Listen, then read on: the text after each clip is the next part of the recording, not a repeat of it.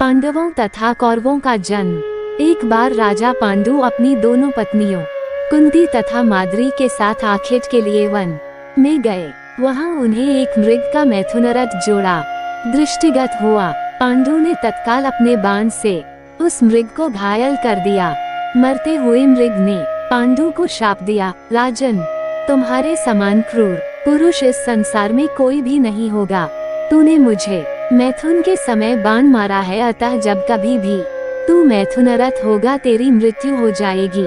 इस शाप से पांडु अत्यंत दुखी हुए और अपनी रानियों से बोले, हे देवियों, अब मैं अपनी समस्त वासनाओं का त्याग करके इस वन में ही रहूंगा। तुम लोग हस्तिनापुर लौट जाओ। उनके वचनों को सुनकर दोनों रानियों ने दुखी होकर कहा, नाथ, हम आपके बिना एक क्षण भी जीवित नहीं रह सकती। आप हमें भी वन में अपने साथ रखने की कृपा कीजिए। पांडु ने उनके अनुरोध को स्वीकार करके उन्हें वन में अपने साथ रहने की अनुमति दे दी।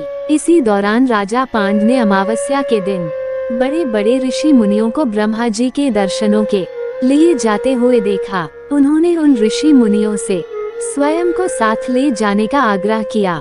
उनके इस आग्रह पर ऋषि मुनियों ने कहा, राजन, कोई भी निसंतान पुरुष ब्रह्मलोक जाने का अधिकारी नहीं हो सकता, अतः हम आपको अपने साथ ले जाने में असमर्थ हैं। ऋषि मुनियों की बात सुनकर पांडु अपनी पत्नी से बोले, हे कुंती, मेरा जन्म लेना ही वृथा हो रहा है, क्योंकि संतानहीन व्यक्ति पितृ ऋण, ऋषि ऋण, देव ऋण तथा मनुष्य ऋण से मुक्ति नहीं पा सकता। क्या तुम पुत्र प्राप्ति के लिए मेरी सहायता कर सकती हो?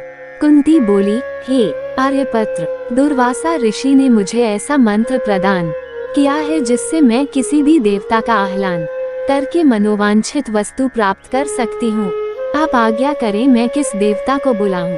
इस पर पांडु ने धर्म को आमंत्रित करने का आदेश दिया।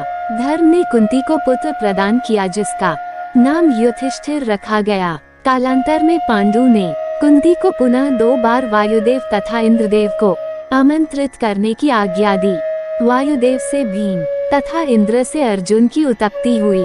तत्पश्चात पांडु की आज्ञा से कुंती ने माद्री को उस मंत्र की दीक्षा दी। माद्री ने अश्वनी कुमारों को आमंत्रित किया और नकुल तथा सहदेव का जन्म हुआ। एक दिन राजा पांडु माद्री के साथ वन में सरिता के तट पर भ्रमण कर रहे थे। वातावरण अत्यंत रमणीक था और शीतल मंद सुगंधित वायु चल रही थी। सहसा वायु के झोंके से माद्री का वस्त्र उड़ गया। इससे पांड का मन चंचल हो उठा और वे मैथुन में प्रवृत्त हुए ही थे कि शापवश उनकी मृत्यु हो गई। माद्री उनके साथ सती हो